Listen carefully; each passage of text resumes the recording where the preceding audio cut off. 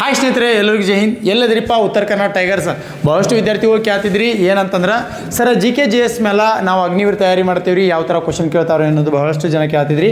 ಹಾಗಾದ್ರೆ ಯಾವ ಥರ ಕ್ವಶನ್ ಬರ್ತಾವ ಅಂತಂದ್ರೆ ವೆರಿ ಇಂಪಾರ್ಟೆಂಟ್. ಈ ಕೇವಲ ಇನ್ನು ಒಂದು ವಾರ ಮಾತ್ರ ಬಾಕಿ ಉಳಿದದ. ಈ ಒಂದು ವಾರದಾಗ ಏನು ಮಾಡ್ಬೇಕಂತಂದ್ರೆ ಇಂಪಾರ್ಟೆಂಟ್ ಟಾಪಿಕನ್ನು ಏನು ಮಾಡ್ಕೊತಿರ್ಬೇಕು, ರಿವಿಷನ್ ಹಾಕ್ಕೊಂತ ಇರಬೇಕು. ಹಾಗಾದ್ರೆ ಅದ್ರೊಳಗೆ ಇಂಪಾರ್ಟೆಂಟ್ ಏನಂತಂದ್ರೆ ಪಾಪ್ಯುಲೇಷನ್ ರೀ. ಪಾಪ್ಯುಲೇಷನ್ ಅಂತಂದ್ರೆ ಏನು ರೀ? ಜನಗಣತಿ. ಹಾಗಾದ್ರೆ ನೋಡಿರಿ, 2011ರಲ್ಲಿ ಜನಗಣತಿ ನಡೆದದ. ಹಾಗಾದ್ರೆ ಸರ್ 2021ಕ್ಕೆ ನಡಿಬೇಕೈತಿ ರೀ, ಯಾಕೆ ನಡೆದಿಲ್ಲ ಅಂತಂದ್ರೆ ಕಾರಣ ಏನು ರೀ? ಒಂದು ಕೊರೋನಾ 19 ಮಹಾಮಾರಿ ರೀ. ಹಾಗಾದ್ರೆ ಈ ಕೊರೋನಾ ಇರುವುದರಿಂದಾಗಿ ಭಾರತದಲ್ಲಿ ಏನಾಗಿದೆ, ಜನಗಣತಿ ನಡೆದಿಲ್ಲ. ಹಾಗಾದ್ರೆ 2011ರ ಜನಗಣತಿಗೆ ಸಂಬಂಧಪಟ್ಟಂತೆ ವಿಷಯವೇನು ಅಂತಂದ್ರೆ, ಹಾಗಾದ್ರೆ ಭಾರತದಲ್ಲಿ ಮೊದಲ ಬಾರಿಗೆ ಜನಗಣತಿಯನ್ನು ನಡೆಸ್ತಾವ್ರೆ ಯಾರ. ಆದರೆ ಅದಕ್ಕಿಂತ ಮುಂಚೆ ಭಾರತದಲ್ಲಿ ವೆರಿ ಇಂಪಾರ್ಟೆಂಟ್ ಏನಂತಂದ್ರೆ, ಇಷ್ಟು ದಿನ ಯಾಕೆ ನಡೆದೈತಿ ರೀ ಸರ್, ಎಷ್ಟು ವರ್ಷಕ್ಕೊಮ್ಮೆ ನಡೀತೈತಿ, ಅದ್ರ ಬಗ್ಗೆ ಮಾಹಿತಿಯನ್ನು ತಿಳ್ಕೋಣ. ಆದರೆ ಅದಕ್ಕಿಂತ ಮುಂಚೆ ಹಾಗಾದ್ರೆ ಜನಗಣತಿ ಎಲ್ಲಿಂದ ಸ್ಟಾರ್ಟ್ ಆತ? ಹಾಗಾದ್ರೆ ಭಾರತದಲ್ಲಿ ಜನಗಣತಿಯನ್ನು ಪ್ರಾರಂಭ ಮಾಡಿದವರು ಯಾರ? ಪ್ರಪಂಚದಲ್ಲಿ ಜನಗಣತಿಯನ್ನು ಪ್ರಾರಂಭ ಮಾಡಿದವರು ರೀ ಮೊದಲ ಬಾರಿಗೆ ಪ್ರಪಂಚದಲ್ಲಿ ಸ್ಟಾರ್ಟ್ ಮಾಡಿದವರು ರೀ ಮೌರ್ಯರು. ಹಾಗಾದ್ರೆ ಮೌರ್ಯರ ನಂತರ ಭಾರತದಲ್ಲಿ ಯಾವ ಥರ ಪ್ರಾರಂಭ ಆತ ನೋಡೋಣ ಬನ್ನಿ. ಹಾಗಾದ್ರೆ ವೆರಿ ಇಂಪಾರ್ಟೆಂಟ್ ಏನಂತಂದ್ರೆ 1872ರಲ್ಲಿ ಏನಾತ್ರಿ, ಭಾರತದಲ್ಲಿ ಮೊದಲ ಬಾರಿಗೆ ಜನಗಣತಿಯನ್ನು ಪ್ರಾರಂಭ ಮಾಡ್ತಾರೆ. ಅದನ್ನು ಯಾರು ಏನು ಮಾಡಿದಾರ ರೀ? ಲಾರ್ಡ್ ಮಿಯೋ ಅವರು ಏನು ಮಾಡ್ತಾರೆ, ಭಾರತದಲ್ಲಿ ಮೊದಲ ಬಾರಿಗೆ ಜನಗಣತಿಯನ್ನು ಪ್ರಾರಂಭ ಮಾಡ್ತಾರೆ. ಅದೇ ರೀತಿಯಾಗಿ 1881ರಲ್ಲಿ ನಿಯಮಿತ ಜನಗಣತಿ ನಡೀತದೆ. ಅದರ ನಿಯಮಿತ ಜನಗಣತಿ ಅಂತಂದ್ರೆ ಏನು ರೀ? 10 ವರ್ಷಕ್ಕೊಮ್ಮೆ ನಡೆಯುವಂಥ ಜನಗಣತಿ. ಹಾಗಾದ್ರೆ ನೋಡ್ರಿ, ವೆರಿ ಇಂಪಾರ್ಟೆಂಟ್, 10 ವರ್ಷಕ್ಕೊಮ್ಮೆ ಜನಗಣತಿ ನಡೀತದ. ಅದೇ ರೀತಿಯಾಗಿ ನಿಯಮಿತ ಜನಗಣತಿಯನ್ನು ಮೊದಲ ಬಾರಿಗೆ ಭಾರತದಲ್ಲಿ ಮಾಡಿದವರು ಯಾರು ರೀ? ಲಾರ್ಡ್ ರಿಪ್ಟನ್ ರೀ. ಹಾಗಾದ್ರೆ ಭಾರತದಲ್ಲಿ ಜನಗಣತಿಯನ್ನು ನಡೆಸಿದವರು ಯಾರು ರೀ ಮೊದಲ ಬಾರಿಗೆ? ಲಾರ್ಡ್ ರಿಪ್ಟನ್ನ. ಹಾಗಾದ್ರೆ ಅದೇ ರೀತಿಯಾಗಿ ಇಲ್ಲಿಯವರೆಗೆ ಹಾಗಾದ್ರೆ ಒಟ್ಟು ಜನಗಣತಿಗಳು ಎಷ್ಟು ನಡೆದಾವ ಅಂತ ಕೇಳಿದ್ರೆ 15 ಜನಗಣತಿ ನಡೆದಾವ್ರಿ. ಹಾಗಾದ್ರೆ ಇಲ್ಲಿವರೆಗೆ ಎಷ್ಟು ನಡೆದಾವ್ರಿ? 15 ಜನಗಣತಿ ನಡೆದಾವ್ರಿ. ಅದೇ ರೀತಿಯಾಗಿ ಸ್ವತಂತ್ರ ನಂತರ ಭಾರತದಲ್ಲಿ ಎಷ್ಟು ಜನಗಣತಿ ನಡೆದಾವ್ರಿ? ವೆರಿ ಇಂಪಾರ್ಟೆಂಟ, ಎಷ್ಟು ನಡೆದಾವ್ರಿ? 7 ಜನಗಣತಿ ನಡೆದಾವ. ಹಾಗಾದ್ರೆ ವೆರಿ ಇಂಪಾರ್ಟೆಂಟ್ ಏನಂತಂದ್ರೆ, ಕೊನೆಯದಾಗಿ ನಡೆದಂಥ ಭಾರತದಲ್ಲಿ ಜನಗಣತಿ ಯಾವಾಗ ನಡೆದೈತ್ರಿ? 2011ರಲ್ಲಿ ಜನಗಣತಿ ನಡೆದದ. ಅದೇ ರೀತಿಯಾಗಿ 1921 ಏನಂತ ಕರೀತಾರಂತಂದ್ರೆ ಮಹಾವಿಭಾಜಕ ವರ್ಷ ಅಂತ ಕರೀತಾರೆ. ಹಾಗಾದ್ರೆ ವೆರಿ ಇಂಪಾರ್ಟೆಂಟ್ ಏನಂತಂದ್ರೆ, ಈ 2011ರ ಜನಗಣತಿಗೆ ಸಂಬಂಧಪಟ್ಟಂತೆ ಇದರ ಅಧ್ಯಕ್ಷತೆ ಯಾರು ವಹಿಸಿದ್ರ? ಇದ್ರ ಧ್ಯೇಯ ವಾಕ್ಯ ಏನೈತೆ ಅಂತಂದ್ರೆ, ಹಾಗಾದ್ರೆ ಇದರ ಅಧ್ಯಕ್ಷತೆ ವಹಿಸ್ತಾರೆ ಯಾರು ರೀ? ಚಂದ್ರಮೌಳಿ ಅವರ ಅಧ್ಯಕ್ಷತೆಯನ್ನು ವಹಿಸಿದ್ರ. ಅದೇ ರೀತಿಯಾಗಿ ಈ ಜನಗಣತಿಯ ಧ್ಯೇಯವಾಕ್ಯ ಅಂತಂದ್ರೆ ಏನ್ರಿ? ನಮ್ಮ ಜನಗಣತಿ ನಮ್ಮ ಭವಿಷ್ಯ ಅನ್ನೋದೇನ್ರಿ ಇದರ ಧ್ಯೇಯವಾಕ್ಯ ಆಗಿತ್ತ. ಅದೇ ರೀತಿಯಾಗಿ ಈ ಜನಗಣತಿ 2 ಹಂತಗಳಲ್ಲಿ ನಡೆಯುತ್ತಾ. ಹಾಗಾದ್ರೆ ಈ ಜನಗಣತಿ ಒಳಗೆ ಎಷ್ಟು ಕ್ವಶನ್ಗಳನ್ನು ಕೇಳಿದಾರೆ? 29 ಕ್ವಶನ್ಗಳನ್ನು ಕೇಳಲಾಯ್ತ. ಹಾಗಾದ್ರೆ ವೆರಿ ಇಂಪಾರ್ಟೆಂಟ್ ಏನಂತಂದ್ರೆ, ಇದ್ರೊಳಗೆ 8 ಟಾಪಿಕ್ ಬರ್ತಾವ್ರಿ. 8 ಟಾಪಿಕ್ ಏನಂತಂದ್ರೆ, ಒಂದೇದು ಜನಸಂಖ್ಯೆ ರೀ, ಜನಸಾಂದ್ರತೆ ರೀ, ಸಾಕ್ಷರತೆ ರೀ, ಅದೇ ರೀತಿ ಲಿಂಗಾನುಪಾತ, ಶಿಶು ಮರಣ ದರ, ತಾಯಂದಿರ ಮರಣ ದರ, ಜನಧನ ದರ, ಅದೇ ರೀತಿ ಮರಣ ದರ. ಹಾಗಾದ್ರೆ ಭಾರತದಲ್ಲಿ ಹಲವಾರು ಜನಗಣತಿ ಸಂಬಂಧಪಟ್ಟಂತೆ ಜನಗಣತಿ ವೆರಿ ಇಂಪಾರ್ಟೆಂಟ್ ಏನಂತಂದ್ರೆ, ಇದ್ರ ಮೇಲೆ ಯಾವ ಥರ ಕ್ವಶನ್ಗಳು ಬೀಳ್ತಾವ್ರಿ. ಹಾಗಾದ್ರೆ ನೋಡ್ರಿ, ಏನಂತಂದ್ರೆ ಭಾರತದಲ್ಲಿ ಜನಸಂಖ್ಯೆಗೆ ಸಂಬಂಧಪಟ್ಟಂತೆ ಯಾವ ಥರ ಕ್ವಶನ್ ಬರ್ತಾವ, ಜನಸಾಂದ್ರತೆಗೆ ಸಂಬಂಧಪಟ್ಟಂತೆ ಯಾವ ಥರ ಕ್ವಶನ್ ಬರ್ತಾವ, ವೆರಿ ಇಂಪಾರ್ಟೆಂಟ್. ಹಾಗಾದ್ರೆ ಯಾವ ಥರ ಬರ್ತಾವ ನೋಡೋಣ ಬನ್ನಿ. ಹಾಗಾದ್ರೆ ನೋಡ್ರಿ, ಹಾಗಾದ್ರೆ ಭಾರತದಲ್ಲಿ ಜನಸಂಖ್ಯೆ ಅಂತಂದಾಗ ಜನಸಂಖ್ಯೆ ಮೇಲೆ ವೆರಿ ಇಂಪಾರ್ಟೆಂಟ್. ಭಾರತದಲ್ಲಿ ಅತಿ ಹೆಚ್ಚು ಜನಸಂಖ್ಯೆ ಹೊಂದಿರುವಂಥ ರಾಜ್ಯ ಯಾವ್ದ್ರಿ? ಉತ್ತರ ಪ್ರದೇಶ್. ಹಾಗಾದ್ರೆ ಉತ್ತರ ಪ್ರದೇಶ ಅಷ್ಟೇ 19.9% ಅತಿ ಹೆಚ್ಚು ಜನಸಂಖ್ಯೆ ಹೊಂದಿರುವ ರಾಜ್ಯ. ಎರಡನೇ ರಾಜ್ಯ ಯಾವ್ದ್ರಿ? ಮಹಾರಾಷ್ಟ್ರ 11.24% ರೀ. ಅದೇ ರೀತಿಯಾಗಿ ಮೂರನೇ ರಾಜ್ಯ ಯಾವ್ದ್ರಿ? ಬಿಹಾರ 10.41% ರೀ. ಅದೇ ರೀತಿ ವೆರಿ ಇಂಪಾರ್ಟೆಂಟ್ ನಾಲ್ಕನೇದು ಯಾವ್ದ್ರಿ? ವೆಸ್ಟ್ ಬೆಂಗಾಲ್ ರೀ. ವೆಸ್ಟ್ ಬೆಂಗಾಲ್ ಪರ್ಸೆಂಟೇಜ್ ಎಷ್ಟೈತ್ರಿ?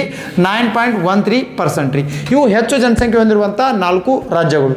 ಅದೇ ರೀತಿಯಾಗಿ ಅತಿ ಕಡಿಮೆ ಜನಸಂಖ್ಯೆ ಹೊಂದಿರುವಂಥ ರಾಜ್ಯಗಳು ಅದಾವ್ರಿ. ಹಾಗಾದ್ರೆ ಅದೇ ಕಡಿಮೆ ಜನಸಂಖ್ಯೆ ಹೊಂದಿರುವಂಥ ರಾಜ್ಯ ಯಾವ್ದ್ರಿ? ಒಂದೇದು ಸಿಕ್ಕಿಂ ರೀ. ಹಾಗಾದ್ರೆ ಸಿಕ್ಕಿಂನಲ್ಲಿ ಕೇವಲ ಎಷ್ಟದ ರೀ? 61 ಲಕ್ಷ ಜನಸಂಖ್ಯೆ ಮಾತ್ರ ಇದೆ ರೀ. ಹಾಗಾದ್ರೆ ಎರಡನೇ ರಾಜ್ಯ ಯಾವ್ದ್ರಿ? ಮಿಜೋರಾಂ. ಮಿಜೋರಾಂನಲ್ಲಿ ಎಷ್ಟದ ರೀ? ಕೇವಲ 1 ಕೋಟಿ ಮಾತ್ರ ಅದ ರೀ. ಹಾಗಾದ್ರೆ ಮೂರನೇದು ಯಾವ್ದ್ರಿ? ಅರುಣಾಚಲ್ ಪ್ರದೇಶ್ 1.4 ಕೋಟಿ ಅಂತ ಬರ್ತದ. ಅದೇ ರೀತಿಯಾಗಿ ನಾಲ್ಕನೇದು ಯಾವ್ದ್ರಿ? ಗೋವಾ ರೀ. ಗೋವಾ ಅತಿ ಕಡಿಮೆ ಜನಸಂಖ್ಯೆ ಹೊಂದಿರುವಂಥ 4 ರಾಜ್ಯಗಳು. ಹಾಗಾದ್ರೆ ಜನಸಂಖ್ಯೆಯಲ್ಲಿ ಹೊಂದಿರುವಂಥ 4 ರಾಜ್ಯಗಳಿಗೆ ವೆರಿ ಇಂಪಾರ್ಟೆಂಟ್. ಅದೇ ರೀತಿಯಾಗಿ ಜನಸಾಂದ್ರತೆ ರೀ. ಹಾಗಾದ್ರೆ ಜನಸಾಂದ್ರತೆ ಅಂತಂತಾರೆ ಏನ್ರಿ? ಪರ್ ಚದರ್ ಕಿಲೋಮೀಟ್ರ್ ರೀ. ಸರ್ ನಾವು ಪರ್ ಚದರ್ ಕಿಲೋಮೀಟ್ರ್ ಅಂದ್ರೆ ಗೊತ್ತಿಲ್ಲ ರೀ. ಚದರ್ ಕಿಲೋಮೀಟ್ರ್ ಅಂದ್ರೆ ಏನ್ರಿ ಹೇಳ್ತಂದ್ರೆ, ಹಾಗಾದ್ರೆ 4 ದಿಕ್ಕಿಗೆ ಏನಾಗಿರ್ಬೇಕು ರೀ? 1 ಕಿಲೋಮೀಟ್ರ್ ಅಂತರ ಇರ್ಬೇಕು ರೀ. ಹಾಗಾದ್ರೆ ಈ ಕಡೆ 1 ಕಿಲೋಮೀಟ್ರ, ಈ ಕಡೆ 1 ಕಿಲೋಮೀಟ್ರ, ಈ ಕಡೆ 1 ಕಿಲೋಮೀಟ್ರ, ಈ ಕಡೆ 1 ಕಿಲೋಮೀಟ್ರ, 4 ದಿಕ್ಕಿಗೆ 1 ಕಿಲೋಮೀಟ್ರ್ ಅಂದ್ರೆ ಏನು ಕರಿತೀವಿ ನಾವು? ಪರ್ ಚದರ್ ಕಿಲೋಮೀಟ್ರ್ ಅಂತ ಕರಿತೀವಿ ರೀ. ಹಾಗಾದ್ರೆ 1 ಚದರ ಕಿಲೋಮೀಟ್ರ್ನಲ್ಲಿ ಅತಿ ಹೆಚ್ಚು ಭಾರತದಲ್ಲಿ ಅತಿ ಹೆಚ್ಚು ಜನಸಂಖ್ಯೆ ಹೊಂದಿರುವ ಪರ್ ಚದರ ಕಿಲೋಮೀಟ್ರ್ ಅಂತ ರಾಜ್ಯಗಳು ಅದಾವ್ರಿ. ಹಾಗಾದ್ರೆ ನೋಡ್ರಿ, ಅತಿ ಹೆಚ್ಚು ಜನಸಾಂದ್ರತೆ ಹೊಂದಿರುವಂಥ ಮೊದಲ ರಾಜ್ಯ ಯಾವ್ದ್ರಿ? ಬಿಹಾರ್ ರೀ. ಹಾಗಾದ್ರೆ ಬಿಹಾರದ 1 ಚದರ ಕಿಲೋಮೀಟ್ರ್ ಎಷ್ಟು ಜನಸಂಖ್ಯೆ ವಾಸಿಸ್ತಂದ್ರೆ 1106. ಹಾಗಾದ್ರೆ ವೆರಿ ಇಂಪಾರ್ಟೆಂಟ್ ಎರಡನೇದು ಯಾವ್ದು ರೀ? ವೆಸ್ಟ್ ಬೆಂಗಾಲ್ನಲ್ಲಿ ಎಷ್ಟಿರ್ತದೆ ರೀ ಪರ್ ಚದರ ಕಿಲೋಮೀಟ್ರ್? 1050 ಜನಸಂಖ್ಯೆ ಇರ್ತದೆ. ಅದೇ ರೀತಿಯಾಗಿ ಮೂರನೇದು ಯಾವ್ದು ರೀ? ಕೇರಳನಲ್ಲಿ ಎಷ್ಟಿರ್ತದೆ?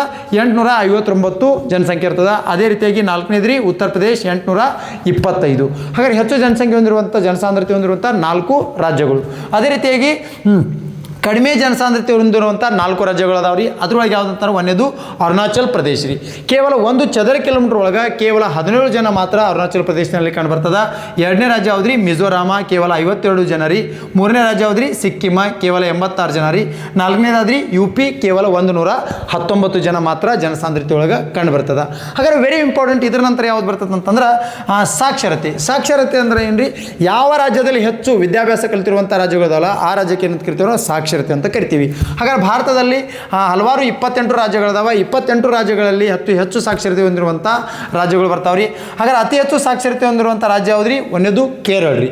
ಹಾಗಾದ್ರೆ ಕೇರಳದಾಗ 93.9% ಜನ ಏನು ಮಾಡ್ತಿದ್ದಾರೆ? ಎಜುಕೇಷನ್ ಕಲ್ತಿರ್ತಾರೆ. ಅದೇ ರೀತಿಯಾಗಿ ಎರಡನೇ ರಾಜ್ಯ ಯಾವ್ದು ರೀ? ಮಿಜೋರಾಮ್ ಒಳಗೆ 91.03% ಐತ್ರಿ. ಅದೇ ರೀತಿಯಾಗಿ ಮೂರನೇ ರಾಜ್ಯ ಯಾವ್ದು ರೀ? ತ್ರಿಪುರಾ ರೀ, 87.02% ರೀ. ಹಾಗಾದ್ರೆ ನಾಲ್ಕನೇ ರಾಜ್ಯ ಯಾವ್ದು ಬರ್ತದೆ ಅಂತಂದ್ರೆ ಗೋವಾದಾಗ ಎಷ್ಟು ಪರ್ಸೆಂಟ್ ಅದ ರೀ? 87% ಎಜುಕೇಷನನ್ನು ಕಲಿತಾರೆ. ಹಾಗಾದ್ರೆ ಇದ್ರೊಳಗೆ ಶಿಕ್ಷಣವನ್ನು ಯಾರೂ ಅತಿ ಕಡಿಮೆ ಶಿಕ್ಷಣವನ್ನು ಕಲಿಯುತ್ತಿರೋಂಥ ರಾಜ್ಯಗಳು ಅದಾವ್ರಿ. ಹಾಗಾದ್ರೆ ಯಾಕಂದ್ರೆ ಕಡು ಬಡತನ ಇರುವುದರಿಂದಾಗಿ ಹಲವಾರು ರಾಜ್ಯಗಳಲ್ಲಿ ಏನಂತಂದರೆ ಶಿಕ್ಷಣ ಕೂಡ ಕೆಲವೊಂದು ರಾಜ್ಯಗಳಲ್ಲಿ ಕಡಿಮೆ ಕಂಡು ಬರ್ತದೆ. ಹಾಗಾದ್ರೆ ಸಾಕ್ಷರತೆಯಲ್ಲಿ ಕಡಿಮೆ ಕಂಡು ಬರುವಂಥ ರಾಜ್ಯಗಳು ಒಂದೇದು ರೀ? ಬಿಹಾರ್ ರೀ, 63.82% ರೀ. ನಾಲ್ಕನೇದು ಯಾವ್ದು ರೀ? ಎರಡನೇದು ಯಾವ್ದು ರೀ? ಅರುಣಾಚಲ್ ಪ್ರದೇಶ್ 66.95% ರೀ.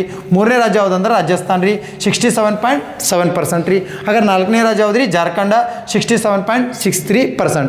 ಇವು ಸಾಕ್ಷರತೆಯಲ್ಲಿ ಕಡಿಮೆ ಹೊಂದಿರುವಂಥ ರಾಜ್ಯಗಳು. ಹಾಗಾದ್ರೆ ಇದರ ನಂತರ ಏನು ಬರ್ತದೆ ಅಂತಂದ್ರೆ ಲಿಂಗಾನುಪಾತ. ಹಾಗಾದ್ರೆ ವೆರಿ ಇಂಪಾರ್ಟೆಂಟ್ ಏನಂತಂದ್ರೆ ಏನ್ರಿ? ಲಿಂಗಾನುಪಾತ ಅಂದ್ರೆ ಏನ್ರಿ? ಸೆಕ್ಸ್ ರೇಷಿಯೋ, ಗಂಡು ಮತ್ತು ಹೆಣ್ಣು. ಹಾಗಾದ್ರೆ ಪ್ರತಿಯೊಂದು ರಾಜ್ಯದಲ್ಲಿ ಗಂಡು ಮತ್ತು ಹೆಣ್ಣು ಎಂಬ ಕಂಡು ಬರ್ತದೆ. ಅದು ಯಾವ ರಾಜ್ಯದಲ್ಲಿ ಹೆಚ್ಚದಾವ, ಯಾವ ರಾಜ್ಯದಲ್ಲಿ ಕಡಿಮೆ ಅದಾವ ನೋಡೋಣ ಬನ್ನಿ. ಹಾಗಾದ್ರೆ ನೋಡ್ರಿ, ಅತಿ ಹೆಚ್ಚು ಲಿಂಗಾನುಪಾತ ಹೊಂದಿರುವಂಥ ಮೊದಲ ರಾಜ್ಯ ಯಾವ್ದು ರೀ? ಕೇರಳ ರೀ. ಹಾಗಾದ್ರೆ ಕೇರಳದಾಗ 1,000 ಪುರುಷರಿಗೆ, ಹಾಗಾದ್ರೆ ನೋಡ್ರಿ 1,000 ಪುರುಷರಿಗೆ ಮಹಿಳೆಯರು ಎಷ್ಟು ಜನ ಸಿಗ್ತಾರೆ ರೀ? 1,084 ಜನ. ಹಾಗಾದ್ರೆ ಎರಡನೇದು ಯಾವ್ದು ರೀ? ತಮಿಳ್ನಾಡದಾಗ ಏನಿರ್ತದೆ ರೀ? 1,000ಕ್ಕೆ ಎಷ್ಟು ಜನ ಸಿಗ್ತಾರೆ ರೀ? 996 ಜನ ಮಹಿಳೆಯರು ಸಿಗ್ತಾರೆ. ಹಾಗಾದ್ರೆ ಮೂರನೇ ರಾಜ್ಯ ಯಾವ್ದು ರೀ? ಆಂಧ್ರ ಪ್ರದೇಶದಾಗ ಎಷ್ಟು ರೀ? 996 ಮಹಿಳೆಯರು ಸಿಗ್ತಾರೆ, 1,000 ಪುರುಷರು ಇರ್ತಾರೆ. ಅದೇ ರೀತಿಯಾಗಿ ನಾಲ್ಕನೇದು ಯಾವ್ದು ರೀ? ಛತ್ತೀಸ್ಗಢ, 1,000 ಪುರುಷರಿಗೆ 991 ಜನ ಮಹಿಳೆಯರ ಕಂಡು ಬರ್ತಾರೆ. ಅದೇ ರೀತಿಯಾಗಿ ಅತಿ ಕಡಿಮೆ ಲಿಂಗಾನುಪಾತವನ್ನು ಹೊಂದಿರುವಂಥ ರಾಜ್ಯಗಳು ಬರ್ತಾವ. ಆ ರಾಜ್ಯಗಳದಾಗ ಮೊದಲನೇ ಯಾವ್ದು ರೀ? ಹರಿಯಾಣ ರೀ. 1,000 ಪುರುಷರಿದ್ರೆ 887 ಜನ ಏನಿರ್ತಾರೆ ರೀ? ಮಹಿಳಾ ಅಭ್ಯರ್ಥಿಗಳು ಇರ್ತಾರೆ. ಅದೇ ರೀತಿಯಾಗಿ ಎರಡನೇದು ಯಾವ್ದು ರೀ? ಜಮ್ಮು ಕಾಶ್ಮೀರ, 1,000 ಪುರುಷರಿದ್ರೆ 889 ಜನ ಮಹಿಳೆಯರು ಇರ್ತಾರೆ. ಮೂರನೇದು ಯಾವ್ದು ರೀ? ಸಿಕ್ಕಿಂದೊಳಗೆ 1,000 ಪುರುಷರಿದ್ರೆ 890 ಜನ ಮಹಿಳಾ ಅಭ್ಯರ್ಥಿಗಳು ಕಂಡು ಬರ್ತಾರೆ. ನಾಲ್ಕನೇದು ಯಾವ್ದು ರೀ? ಪಂಜಾಬ್ದಾಗ 1,000 ಜನ ಪುರುಷರಿದ್ರೆ 895 ಜನ ಮಹಿಳೆಯರು ಕಂಡು ಬರ್ತಾರೆ. ಈ ರೀತಿಯಾಗಿ ಯಾವುದೇ ಲಿಂಗಾನುಪಾತದ ಮೇಲೆ ಕ್ವಶನ್ಗಳನ್ನು ಕೇಳ್ತಾನೆ. ಅದೇ ರೀತಿಯಾಗಿ ವೆರಿ ಇಂಪಾರ್ಟೆಂಟ್ ಏನಂತಂದ್ರೆ ತಾಯಂದಿರ ಮರಣ ದರ ರೀ. ಹಾಗಾದ್ರೆ ಭಾರತದಲ್ಲಿ ಏನಾಗ್ತದೆ ಅಂತಂದ್ರೆ ಇತ್ತೀಚಿನ ದಿನಮಾನಗಳಲ್ಲಿ ಆ ತಾಯಂದಿರ ಮರಣ ದರ ಕೂಡ ಇತ್ತಿತ್ತಲಾಗೂ ಕೂಡ ಕಡಿಮೆ ಕಂಡು ಬರ್ತೈತಿ. ಯಾಕಂದ್ರೆ ಇದಕ್ಕಿಂತ ಮುಂಚೆ ಬಹಳಷ್ಟು ಕಂಡು ಬರ್ತಿತ್ತು ರೀ.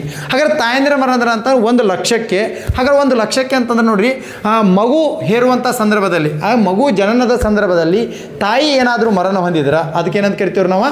ತಾಯಿ ಮರಣ ದರ ಅಂತೇಳಿ ಕರಿತೀವಿ ರೀ. ಹಾಗಾದ್ರೆ ತಾಯಿ ಮರಣ 1 ಲಕ್ಷಕ್ಕೆ ಅಂತಂದಾಗ ಅತಿ ಹೆಚ್ಚು ತಾಯಿ ಮರಣ ದರ ಎಲ್ಲಿ ಕಂಡು ಬರ್ತೈತೆ ಅಂತಂದ್ರೆ ಅಸ್ಸಾಂದಾಗ ರೀ. ಇವತ್ತು ಅಸ್ಸಾಂ ರಾಜ್ಯಗಳಲ್ಲಿ ಏನಂತಂದ್ರೆ ಅಸ್ಸಾಂ ರಾಜ್ಯಗಳಲ್ಲಿ 1 ಲಕ್ಷಕ್ಕೆ 300 ಜನ ಮಹಿಳಾ ಅಭ್ಯರ್ಥಿಗಳು ಏನಾಗ್ತದೆ ಅಂತ ತಾಯಂದಿರು ಸಾಯ್ತಾರಂತ್ರಿ. ಹಾಗಾದ್ರೆ ಅತಿ ಕಡಿಮೆ ತಾಯಂದಿರು ಮರಣ ದರ ಕಂಡು ಬರುವಂಥ ರಾಜ್ಯ ಯಾವುದಂತಂದ್ರೆ 1 ಲಕ್ಷಕ್ಕೆ ಕೇವಲ 66 ಜನ ಏನಾಗ್ತಾರೆ ರೀ? ತಾಯಂದಿರ ಮರಣ ದರ ಕಂಡು ಬರ್ತದೆ.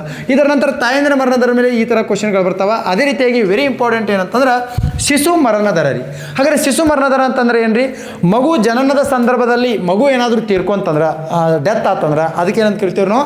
ಶಿಶು ಮರಣ ದರ ಅಂತ ಕರಿತೀವಿ. ಹಾಗಾದ್ರೆ ಶಿಶು ಮರಣ ದರ ನೋಡ್ರಿ, ಅತಿ ಹೆಚ್ಚು ಶಿಶು ಮರಣ ದರ ಕಂಡು ಬರುವಂಥ ರಾಜ್ಯಗಳು ಯಾವಂತಂದ್ರೆ ಒಂದೇದು ಮಧ್ಯಪ್ರದೇಶ ರೀ.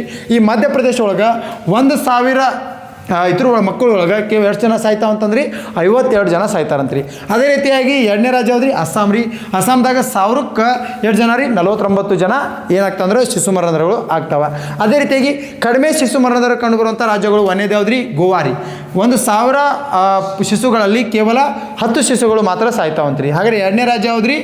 ಮಣಿಪುರ ರೀ. ಮಣಿಪುರ ಕೇವಲ 1,000ಕ್ಕೆ 11 ಜನ ಮಾತ್ರ ಏನಾಗ್ತದೆ ಅಂದ್ರೆ ಶಿಶು ಮರಣ ದರ ಕಂಡು ಬರ್ತೈತಿ. ಹಾಗಾದ್ರೆ ಇದರ ನಂತರ ಏನಾಗ್ತದೆ ಅಂತಂದ್ರೆ ಜನನ ದರ. ವೆರಿ ಇಂಪಾರ್ಟೆಂಟ್ ಏನಂತಂದ್ರೆ ಜನನ ದರ. ಹಾಗಾದ್ರೆ ನೋಡ್ರಿ, ಈಗಾಗಲೇ ಜನಸಂಖ್ಯೆ ನೋಡಿದ್ರಿ, ಜನಸಾಂದ್ರತೆ ನೋಡಿರಿ, ಸಾಕ್ಷರತೆ ನೋಡಿರಿ, ಅದೇ ರೀತಿಯಾಗಿ ಲಿಂಗಾನುಪಾತ ನೋಡಿದ್ರಿ, ತಾಯಂದಿರ ಮರಣ ದರ ನೋಡಿರಿ, ಅದೇ ರೀತಿಯಾಗಿ ಶಿಶು ಮರಣ ದರ ನೋಡಿದ್ರಿ. ಈಗ ವೆರಿ ಇಂಪಾರ್ಟೆಂಟ್ ಏನಂತಂದ್ರೆ ಜನನ ದರ. ಹಾಗಾದ್ರೆ ಜನನ ದರ ಅಂತಂದ್ರೆ ನೋಡ್ರಿ, ಭಾರತದಲ್ಲಿ ಅತಿ ಹೆಚ್ಚು ಜನನ ದರ ಕಂಡುಬರುವಂಥ ರಾಜ್ಯ ಯಾವುದ್ರಿ? ಯು ಪಿ ರೀ, ಉತ್ತರ ಪ್ರದೇಶ. ಹಾಗಾದ್ರೆ ನೋಡಿರಿ, ಭಾರತದಲ್ಲಿ ಅತಿ ಹೆಚ್ಚು ಜನಸಂಖ್ಯೆ ಹೊಂದಿರುವಂಥ ರಾಜ್ಯ ಉತ್ತರ ಪ್ರದೇಶ ಆದ್ರೆ, ಹಾಗಾದ್ರೆ ಜನನ ದರ ಕೂಡ ಅತಿ ಹೆಚ್ಚು ಕಂಡುಬರುವಂಥ ರಾಜ್ಯ ಯಾವುದ್ರಿ? ಉತ್ತರ ಪ್ರದೇಶ. ಎರಡನೇ ರಾಜ್ಯ ಬಿಹಾರ್ ರೀ. ಅದರ ನಂತರ ನೋಡಿರಿ, ಭಾರತದಲ್ಲಿ ಅತಿ ಕಡಿಮೆ ಜನನ ದರ ಕಂಡುಬರುವಂಥ ರಾಜ್ಯಗಳು ಯಾವ ಅಂತಂದ್ರೆ, ಒಂದನೇದು ಗೋವಾ, ಎರಡನೇದು ಕೇರಳ ರೀ. ಹಾಗಾದ್ರೆ ವೆರಿ ಇಂಪಾರ್ಟೆಂಟ್. ಇದರ ನಂತರ ಏನಂತಂದ್ರೆ ಮರಣ ದರ ನೋಡ್ರಿ, ಮರಣ ದರ ಅಂತಂತಂದ್ರೆ ಏನ್ರಿ? ಯಾವ ರಾಜ್ಯದಲ್ಲಿ ಹೆಚ್ಚು ಮರಣಗಳು ಕಂಡು ಬರ್ತಾವ? ಹಾಗಾದ್ರೆ ಈ ರಾಜ್ಯಗಳಲ್ಲಿ ಯಾವ ಹತ್ರ ಕಂಡು ಬರ್ತಾವ ಅನ್ನೋದ್ರಿ, ಭಾರತದ 28 ರಾಜ್ಯಗಳದಾವ. 28 ರಾಜ್ಯಗಳಲ್ಲಿ ಅತಿ ಹೆಚ್ಚು ಮರಣ ಕಂಡು ಬರುವಂಥ ರಾಜ್ಯಗಳು ಅದಾವ ರೀ. ಅದ್ರೊಳಗೆ ನೋಡ್ರಿ, ಒಂದು ವರ್ಷಕ್ಕೆ ಮರಣ ದರ ಕಂಡು ಬರುವಂಥ ರಾಜ್ಯಗಳು ಅದಾವ. ಹಾಗಾದ್ರೆ ನೋಡ್ರಿ, ಅತಿ ಹೆಚ್ಚು ಮರಣ ದರ ಕಂಡು ಬರುವಂಥ ರಾಜ್ಯ ಯಾವ್ದ್ರಿ? ಒಂದೇದು ಒಡಿಸ್ಸಾ ರೀ. ಹೌದಾ? ಎರಡನೇ ರಾಜ್ಯ ಯಾವುದ್ರೆ? ಮಧ್ಯಪ್ರದೇಶ ರೀ. ಹಾಗಾದ್ರೆ ನೋಡಿರಿ, ಒಡಿಸ್ಸಾ ಮತ್ತು ಮಧ್ಯಪ್ರದೇಶದಲ್ಲಿ ಅತಿ ಹೆಚ್ಚು ಮರಣ ದರ ಕಂಡು ಬರ್ತದೆ.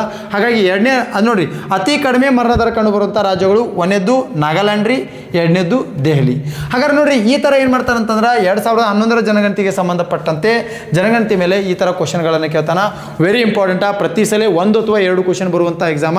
ಹಾಗಾದ್ರೆ ನೀವೇನಾದರೂ SSC JD, BSF, CRPF, ITBP, CISF ಈ ಥರ ಸೆಂಟ್ರಲ್ ಗೌರ್ಮೆಂಟ್ ಜಾಬ್ ಮತ್ತು ಅದೇ ರೀತಿ ರೈಲ್ವೆ ಡಿಪಾರ್ಟ್ಮೆಂಟ್ ಎಕ್ಸಾಮ್ಗಳಿಗೆ ಸಂಬಂಧಪಟ್ಟಂತೆ, TRLಗೆ ಸಂಬಂಧಪಟ್ಟಂತೆ ನೀವೇನಾದರೂ ಸೆಂಟ್ರಲ್ ಗೌರ್ಮೆಂಟ್ ಎಕ್ಸಾಮ್ಗಳಿಗೆ ಸಂಬಂಧಪಟ್ಟಂತೆ ತಯಾರಿ ಮಾಡ್ತಾ ಇದ್ದೀರಾ, ನಮ್ಮ ಸಂಸ್ಥೆಯಾದ ಭಗತ್ ಸಿಂಗ್ ಕರಿಯರ್ ಅಕಾಡೆಮಿಯಲ್ಲಿ ಇದೇ ಬರುವಂಥ ಜೂನ್ 10ನೇ ತಾರೀಕಿಗೆ ಮಾಡ್ತಾ ಇದ್ದೀವಿ, ಹೊಸ JD ಬ್ಯಾಚನ್ನು ಸ್ಟಾರ್ಟ್ ಮಾಡ್ತಾ ಇದ್ದೀವಿ.